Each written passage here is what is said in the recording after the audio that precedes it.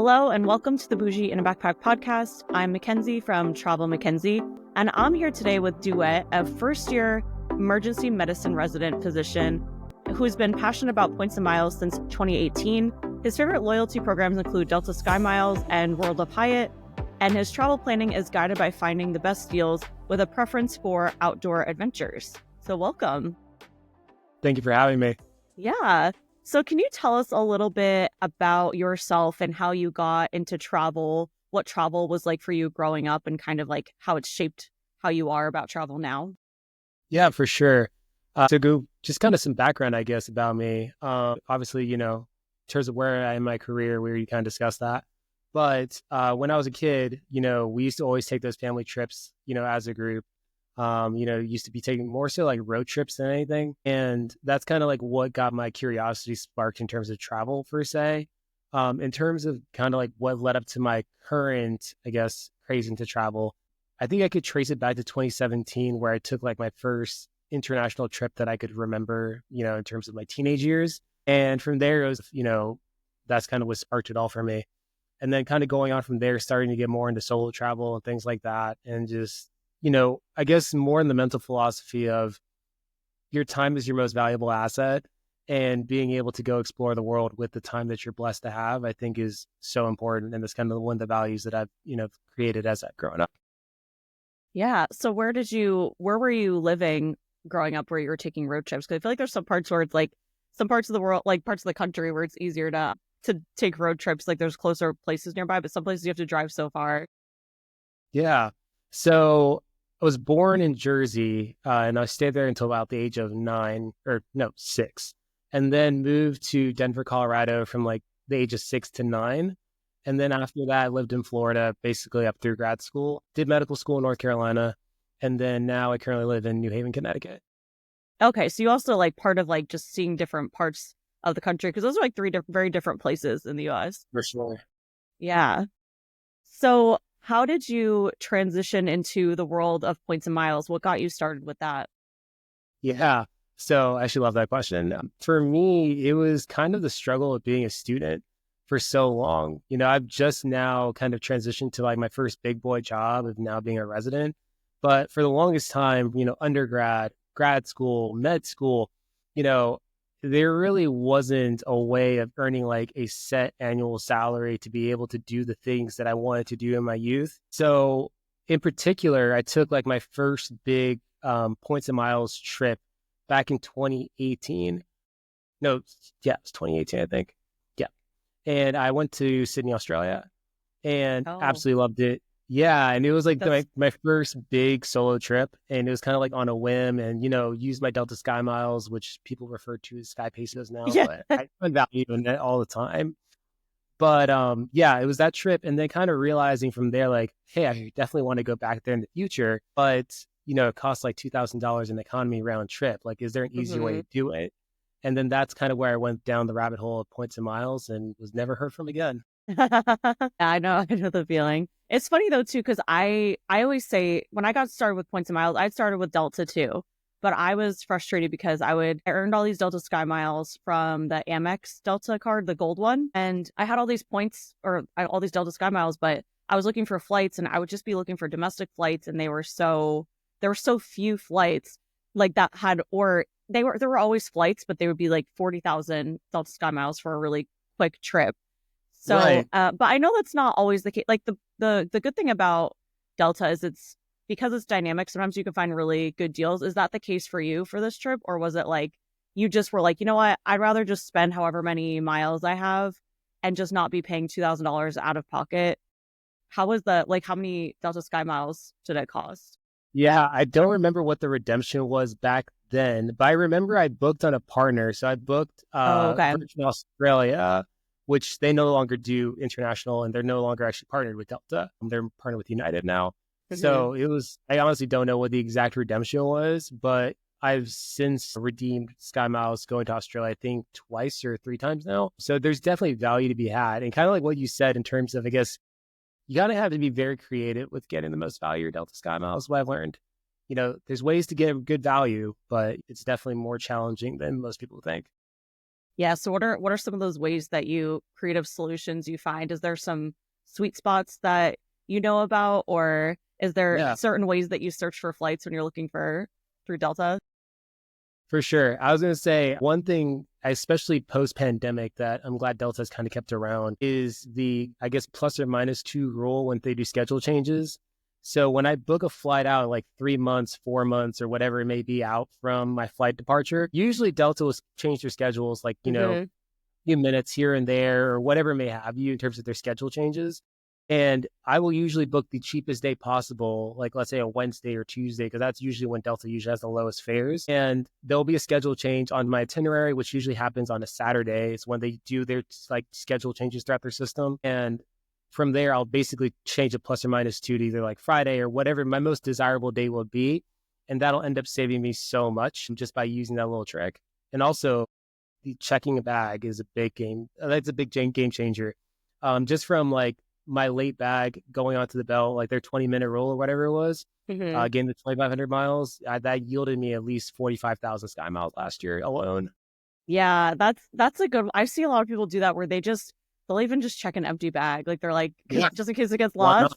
But you do have to, I guess, factor in that time that you're going to be waiting at the baggage claim, For maybe sure. extra. I mean, it would have to be at least what 20 minutes, so it'd probably be Yeah. longer. But But the yeah, funny thing is, like a lot of times it is on the belt within 20 minutes. Like they just don't scan it onto the belt, if that makes sense. Like there's hmm no scan. Like I know, for example, whenever I fly into San Diego, they never scan the bag.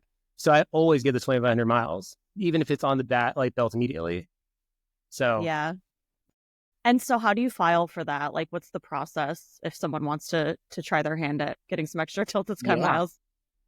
I mean, again, like I'm a firm believer in just shooting your shot and seeing what happens. So usually when I get my bag from the belt, I'll usually go on to delayed bags also and just Google that. And it'll be like the Hmm. first thing that comes up is like the submission form. I just fill out the quick information with my Sky Miles number, the itinerary, like confirmation number, the origin and arrival city, plus the date. And it has to be done within 72 hours. I usually just do it as I'm waiting for an Uber or Lyft or my ride. And then 2,500 miles. And like, think about it from this standpoint too. To get that same 2,500 Sky Miles, you'd have to spend like at least in a 1X category on an Amex card. That's like Hmm. $2,500 or like 1,250 if you're spending it in like a 2X category. So like, think about like just that simple action getting you that many miles in the grand scheme of things. It really does add up. And actually like 42,000 Sky Miles is what ended up paying for my round trip ticket to New Zealand when they had a flash sale. So think about it like that. That Hmm. paid for New Zealand. Wait, how much was that for New Zealand? Yeah, it was 42,500 Sky Miles round trip in What? economy Wow, from Raleigh that's to crazy. Auckland and back. And that was like a 1 day flash sale, but like again, great value there for sure. And plus being a Delta Platinum Medallion, I got upgraded to Comfort Plus. So Hmm. yeah. Yeah, that I think Delta is really good because they're with their flash sales. Like that's like what you Oh, want to yeah. look out for. Do you usually how do you find the flash sales? Are you just like creeping on like just checking Delta, like monitoring your email, making sure you know when there's a flash sale, or do you have any tips for how you can find those? Yeah, I was gonna say the biggest thing for me is actually stalking Facebook groups. Hmm. So I know a lot of people will use like alert services like Thrifty Traveler and things like that to get notifications. I personally don't subscribe to that because like all that information is like rampantly out there. If there's a good flash sale, people will usually post on it on a bunch of different like Facebook groups on like award miles and things like that. Just to be, I guess that's kind of like word of mouth. I would say is the best way to do it. And usually Delta does not advertise their best sales. Like that New Zealand trip I was talking about earlier, there was Hmm. no email about that. So it's kind of like one of the things like if you like were in the right, I guess, Facebook group, people were just posting about it. And I was just like, let me hop on it now. And like the next day, literally the sale's gone. Yeah, and that also I guess you could apply the let's say you found the flash sale and you found a flight, but maybe it's not the one you wanted. You could use that cancellation if they change the Yeah. schedule if you book it far enough in advance. For sure. Yeah. And I think that's what a lot of people, they really get scared of the commitment of like booking a flight. And for me, like I will just book a placeholder where I know I have free time just because I know that if I cancel it, I'll either get the e-credit back or I'll get the Sky Miles back into my account. So like having Yeah. those placeholders while they're affordable, like I think is a game changer. Yeah. Yeah, that's true. And with the I found with Delta, I even one time I booked a basic economy flight and they let me it was like I really It was for a conference, but it was before I knew the full conference schedule. And they ended up having like tours that were earlier and tours that were later. And I wanted to change by a day, like a day earlier to show up. But they Yeah. changed my schedule they changed it by like a minute, like barely. Yeah. And I was like, you guys changed it and like threw off my whole plan.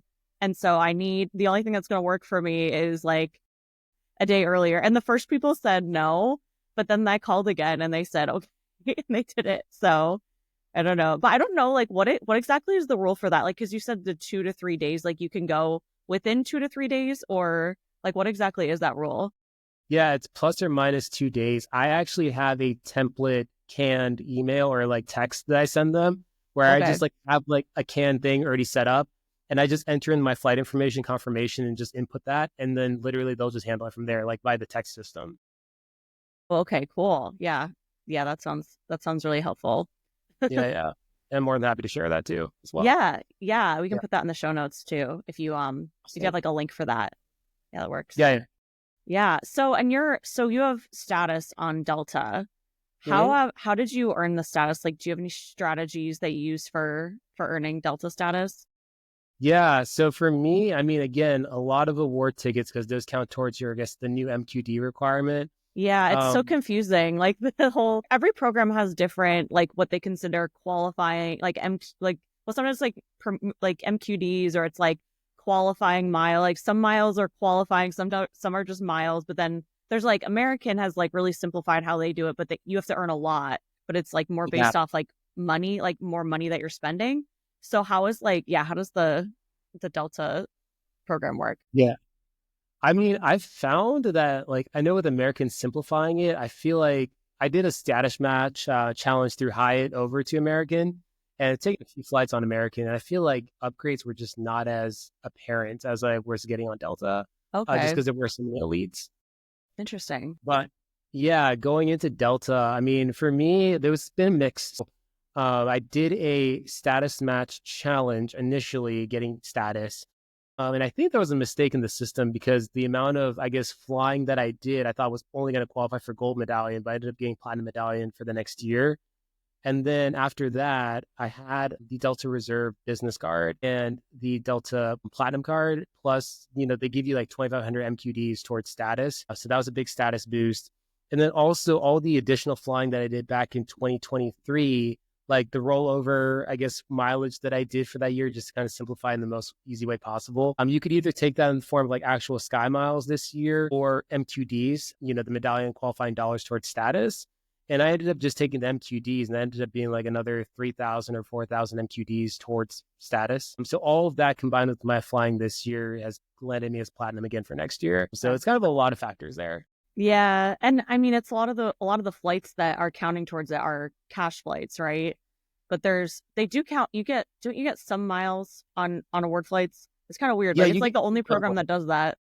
yeah, you get that's another reason why I stick with Delta because I do mainly award flights. But like I'm actually currently in Salt Lake City, Okay. at the Regency here. So like then I did a flight for like 9,700 Sky Miles from Hartford, Connecticut, over here, and that counted towards like $97 towards status. If that makes Wow. sense. Okay. Yeah, that's pretty good. Like that's more than most other like programs. If you fly award flights, it's like they're just like that doesn't count at all towards Right, status. exactly. It never existed. Yeah, Yeah. Like it doesn't count as a segment. It doesn't count as like I don't know. So but that is a positive to it. I think it's just for sure.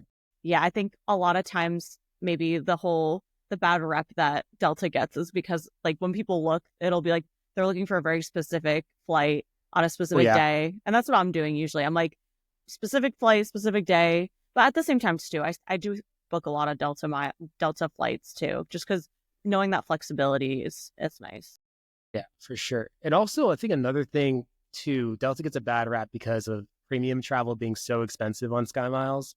Like Yeah. Like you're not going to one, fly business or Delta One with it as much like as you maybe get like a really good deal on another. there's a caveat to that though, actually. Or really? That's constantly changing, I would say. So, for example, this loophole got shut down at some point last year because it was kind of like people were getting very loud about it. But essentially, if you had a ticket starting in Mexico and then flew via the United States to an international destination, it was like super cheap on SkyMiles. So for example, like going from Atlanta, so this is actually one that I did back in March. It was like Atlanta to Johannesburg, South Africa was like 400,000 or 500,000 SkyMiles in Delta One. But if you started in Cancun, it went all the way down to like 90,000 SkyMiles. Yeah, that's pretty good. Yeah. Yeah. So they've shut down the loophole for most destinations except South America. So you could still fly into Mexico if you're really that adventurous here, and then like connect in the United States and then go down to South America and Delta One for I think like 70,000 or 60,000 SkyMiles. Wow. Yeah, that's an interesting use of positioning flights. So Yeah. do you do a lot of positioning flights? Yeah, I try to. If the deal's good enough, I'm more than willing to position as much as I need to get a good deal.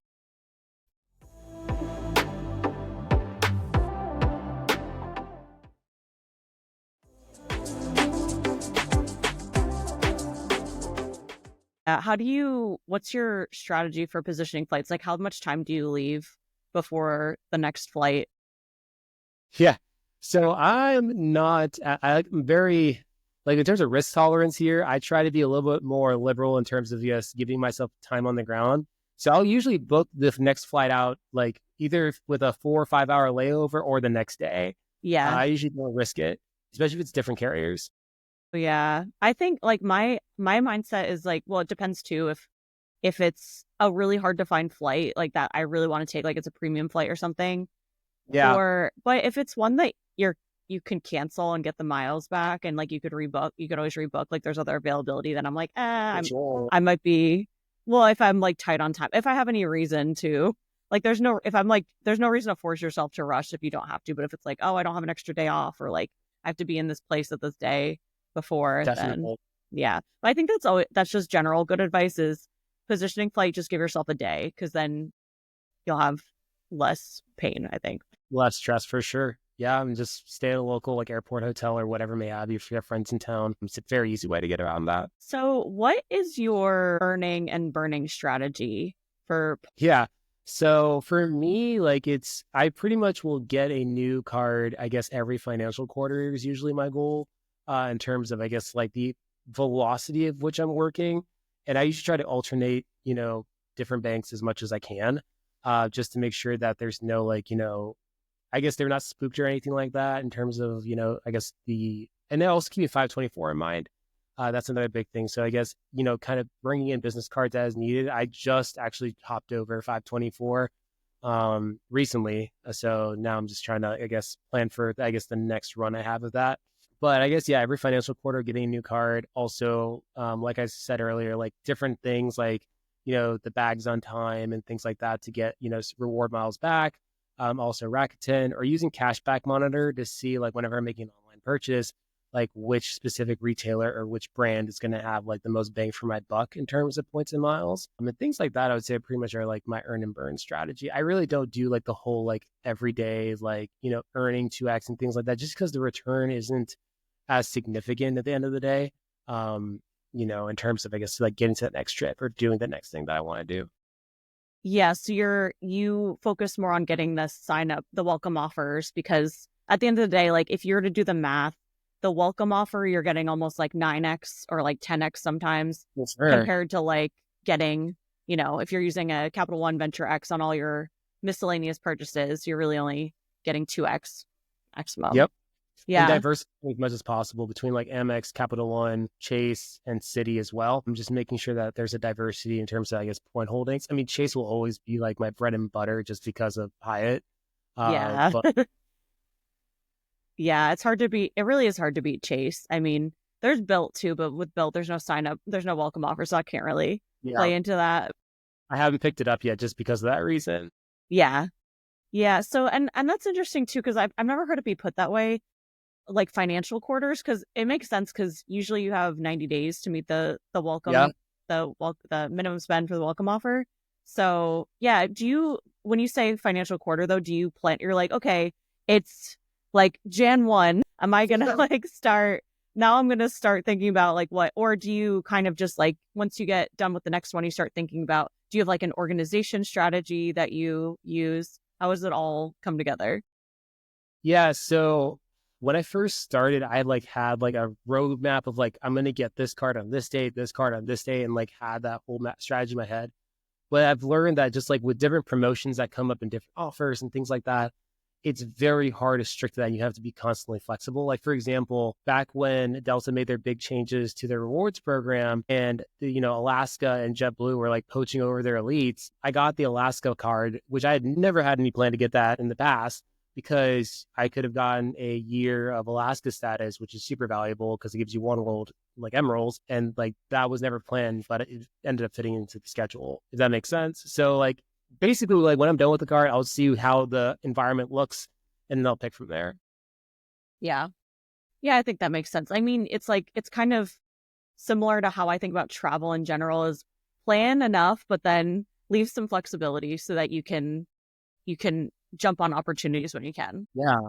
And that's the beauty of points and miles at the end of the day is being able to have a level of flexibility that you wouldn't be able to have otherwise. Like, for example, like my most recent trip to Australia, like I booked Delta main cabin going out there. But I had a good amount of AA miles, like I think 75,000 AA miles.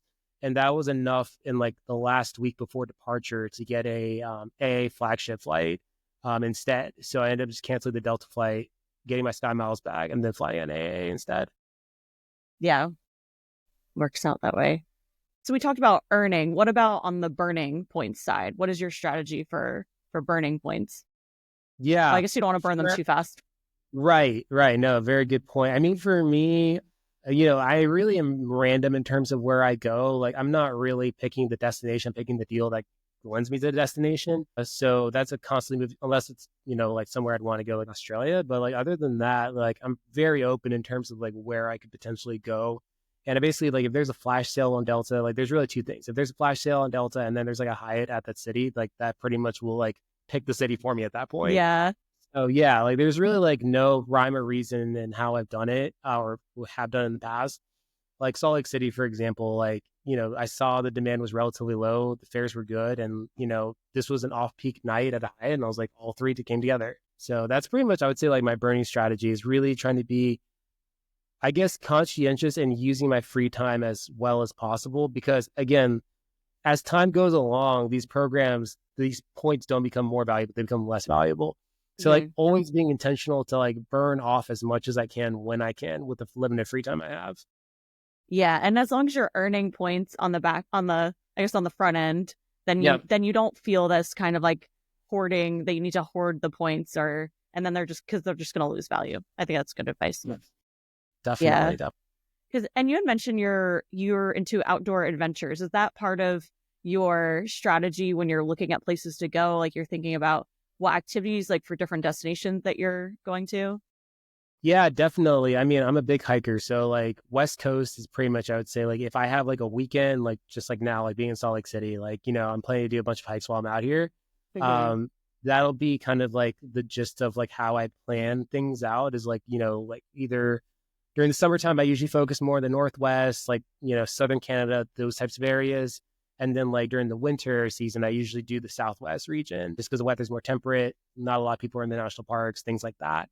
So like that's kind of like I would say like a methodology that I use. And if I have like a week or greater, I'll usually aim international at that point. Hmm. And And also one thing that comes to mind too is I guess like if there's certain circumstances where I know I can get like really outsized value for something, that'll pick a destination. Like for example, I had a Hilton free night certificate. And basically the first thing that kind of came to my mind is like, where's the bougiest place that I could use this on? And I ended up picking Cabo because of that, because I knew that they have the Waldorf Astoria there. They had availability for the certificate, and like it would really have gotten me outsized value per se. And I think like a Delta flight was like 12,000 Scott miles. So it all fit together right there at that point. yeah, yeah, that's a good point too with the free night certificates, like trying to squeeze as much value out of those. Especially well, and that's for Hilton, like you're a Hyatt guy. So Yeah. what is your strategy for Hyatt when you're looking internationally because they just don't have as many hotels? Do you will you not go somewhere or you'd rather stay at a Hyatt or do you if you don't go to Hyatt, do you go to Hilton or do you have other hotels you look at? Yeah. So I would say like in terms of, I guess, hotel strategy, my number one choice is always Hyatt. Yeah. I'm actually, for the first time I hit Globalist this year, which has been like kind of a game Sweet. changer. Yeah. And Yeah, it's made congrats. me, thank you. It's made me more loyal to Hyatt than ever just because of, I guess, the free breakfast perk is super nice. I'm outside of like Mm. Hyatt places and things like that. So like that's kind of like the creme de la creme of like what I go for. And I'd say like Hilton be like my second tier choice at that point, just because the certificates are super valuable. And like as I get towards the end of, I guess, like sign up bonuses and the sign up bonuses I'm eligible for, it's going to be a lot of focus on, I guess, earning free night certificates, things like that. So I guess like that would be kind of like the main gist of how I do things. Really prioritizing with Hyatt, especially, I usually go for like category ones through category fours, just because you can stretch out your points and miles a lot larger or for a larger period of time. Hmm. With so I guess like that would be kind of like the gist of how I do things. Yeah. Did you, with Globalist, did you do any kind of challenge or did you do 60 nights with Hyatt? Yeah. So at the end of like my fourth year of med school, you have like so much time off. So for me, like I racked up a bunch of bonuses from the inks and things like that. So I, was redeeming at like category one Hyatts. Like for example, I went down to the Hyatt Regency in Cape Town. I spent like I say like 20 nights there. Um, Wow. How much, yeah, what category was that? category one. No way. Okay. So Yeah, it was Hyatt Regency. 3,500 a night. Wow. Yeah. So I got a lot of, so I racked up so many nights. I think I'm at like 78, and I think I'm actually about to hit 80 after this trip. Like I definitely hit the ground running on like those very like low category one properties this year. Yeah. And that was in Cape Town, South Africa. Yeah. Yeah. That's a good one. I've not heard that one be mentioned as much when it comes Very to the low key. category Yeah. one. Yeah. And like Cape Town, I studied abroad there. It's like one of my favorite cities. It's like really cool place. So Yeah. that's good to know that that's there. So they actually just like in the most recent like category swaps and things like that, they brought it down from a category two to a category one this past March. And so it's a very recent, like very under the radar. No one really talked about it. And I was like, guys, the Hyatt Regency, come on now. But yeah, that was a Yeah, really good. it's interesting because people are focused on the ones that they that went up in Yeah, categories, and they're like, oh, now I have to book it really quick. I didn't. Yeah, that one I think just kind of flew under the radar. for sure. Definitely. And like, for example, too, I was staying there during a time where they had the bonus journeys too. So I was getting like 3,500 whatever Hyatt points back after three qualifying nights. So I'm like double dipping there. And yeah, Yeah. it really worked out great. I got like, I think around 20,000 Hyatt points just from that trip. Wow. And then you're just using that and book more category one. Makes Yep. sense how you got globalist. Exactly. Right. Yeah. No, it really worked out great with all the promotions and things this year. Yeah. Yeah. Well, yeah. If anyone's trying to get globalist, that could be a strategy if you have enough time to spend down For there. sure. And you have to get Definitely. there too. How did you fly to Cape Town? Yeah. So I did the Cancun, Atlanta to Pittsburgh, and then down. Gotcha. Okay. So you did Yeah. that positioning one. Well, Yeah. And then coming back to the States, I basically booked a ticket on Google Flights, and I'd say anywhere. I was like, where's the cheapest flight that'll get me? It's basically to Europe because there's a lot of reward flights back to the States from Europe. mm-hmm. And ended up getting a Qatar Airlines flight or Qatar Airways from Cape Town to Istanbul for like $300 US, which I was like, you really can't beat that. That's pretty good. Yeah. Yeah. And then I went from Istanbul to London. It was like $80. And then from London back to Atlanta was like, I think 12,000 Virgin Atlantic points. That's really good. Yeah. Yeah. Yeah. So it And is. because of having Alaska status, I actually got upgraded to Q suites on one of my legs, which was super nice. Oh, wow. Okay. Yeah, Yeah. That's hard to beat all that. Plus, for like sure. working towards globalists.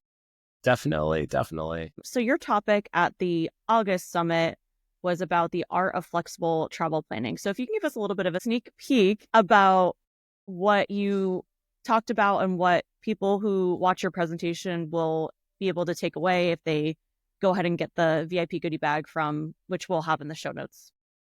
Yeah, for sure.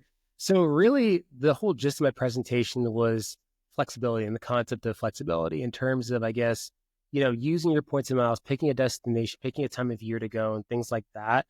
Because a big thing that I always hear about points and miles whenever I have like, conversations in my everyday life about it is people will always say that it's a scam because, they try to use their points and miles on the specific route, on a specific day, on a specific airline.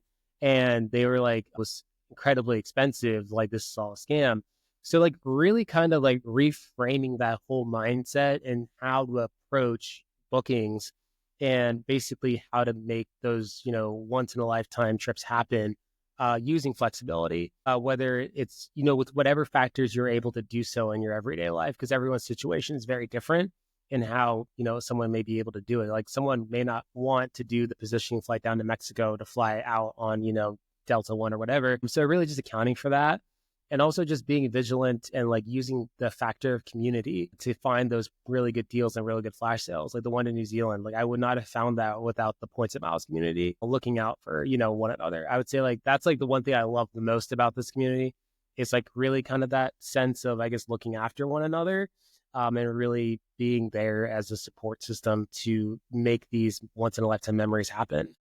Yeah, that's great. I think people find that really helpful, and just having all that information in one place, there's a lot of different things that you cover in your presentation. So I think that's great. Yeah. All right. Yeah. So thanks so much for joining us today. Dawit. If you can let us know where we can find you on the internet, if we have any questions, or if we want to see where you're going, where your next Hyatt stay, for what your globalist breakfast looks like, where can we find you? Yeah. So you can find me on Instagram. I think that's like the common one that everyone uses nowadays. It's just_DA_WIT. So kind of like Nike, just do it. That's what I always tell people. That's good. Yeah, that's clever. All right. Well, thank you. And if you guys want to check out Dawit's presentation, you can find it in the VIP goodie bag. We do still have that available in the show notes. You can find it there. And if you enjoyed this podcast, if you can leave us a 5-star rating and a review, we appreciate that. If you can let us know what you learned, what you found helpful, it helps us to be able to keep putting on events like our summit and to be able to get guests in for the podcast and cover all these different topics. So thanks, and we'll see you next time. Thank you for having me.